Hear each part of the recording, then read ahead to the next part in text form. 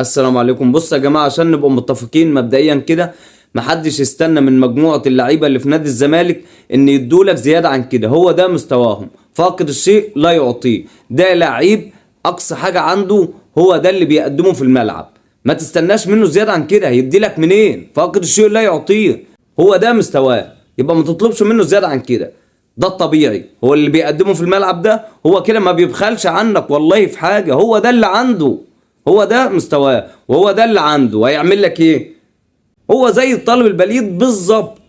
ده طالب بليد مش فاهم، ما بيفهمش. هتدخل جوه دماغه وتدخله المعلومه؟ لا، مستحيل. مفيش حد بيقول الكلام ده. يبقى هو ده لاعب نادي الزمالك الايام دي، اللي موجود في نادي الزمالك خلال المده دي، ان هو ما عندوش حاجه في الملعب يقدمها لك. هيعمل لك ايه؟ ما انت كده بتطلب منه المستحيل. بالبلدي، لاعب نادي الزمالك الغلط في اللي جابه يلعب في نادي الزمالك بالمستوى ده. وعشان كده يا جماعة بيبقى فيه لاعب بمليون، وفيه لاعب ب100 مليون، وفيه لاعب ب50 مليون. ليه؟ بناء على ايه الكلام ده؟ بناء هو مستواه ده، وده مستواه ده مستواه يدي ب50 مليون، وده مستواه يدي ب100 مليون، وده مستواه يدي ب50,000. ما في لاعب ممكن ب5000 جنيه. ليه ب5000 جنيه؟ عشان هو مستواه كده. يبقى انت ما تطلبش من لاعب مستواه بالشكل ده انه يديلك مستوى لاعب ب100 مليون جنيه. لا، ما ينفعش. انا قسما بالله شخصيا ما عايز نادي الزمالك يصعد من المجموعات، لان لو صعد من المجموعات هيعمل ايه مع الفطاحله اللي موجوده والعتاوله اللي موجوده دي؟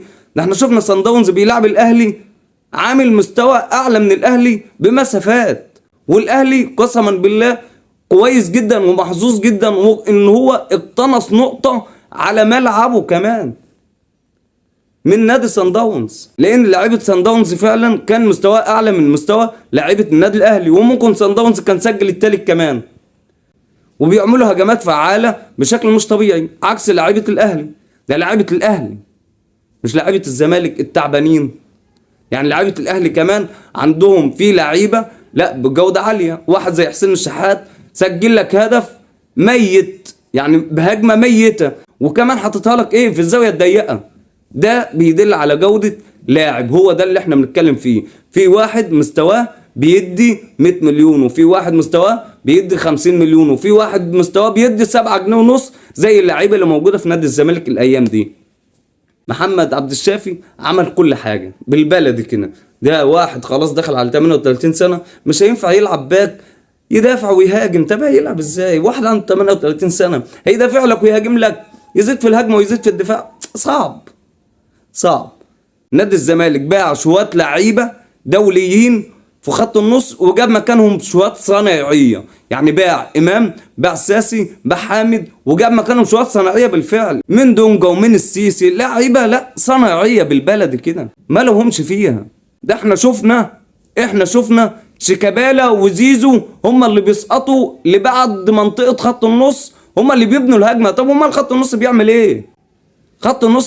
ما هو خط النص هو اللي بيطلع بالهجمة لقدام. لا، احنا كنا شايفين زيزو وشيكابالا هم اللي بينزلوا لمنطقة دفاع نادي الزمالك عشان هم اللي بيطلعوا بالهجمة. طب لما انت يا زيزو وشيكابالا تطلع بالهجمة من منطقة الدفاع بتاع نادي الزمالك، امال مين اللي هيسجل؟ امال مين اللي هيصنع للمهاجم؟ ايه ده ايه يا عم؟ انتوا هتجننونا ولا ايه نظامكم؟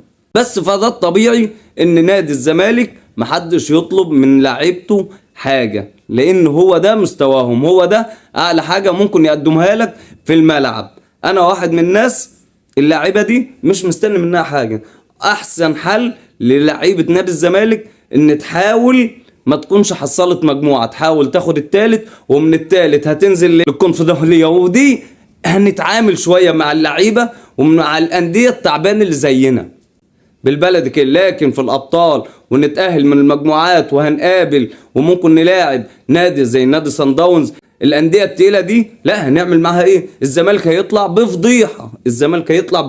يبقى افضل حل للزمالك ان هو ما يصعدش وما يكونش حصاله في نفس الوقت. هو يحاول ياخد التالت هينزل للبطوله الادنى شويه، بطوله على قدنا ممكن نعمل فيها حاجة. لكن الأبطال لا، دي بطولة العتاولة يا باشا. أي نادي ممكن هيقابلك، ممكن هيدوس على وشك ويعمل فضيحة معاك.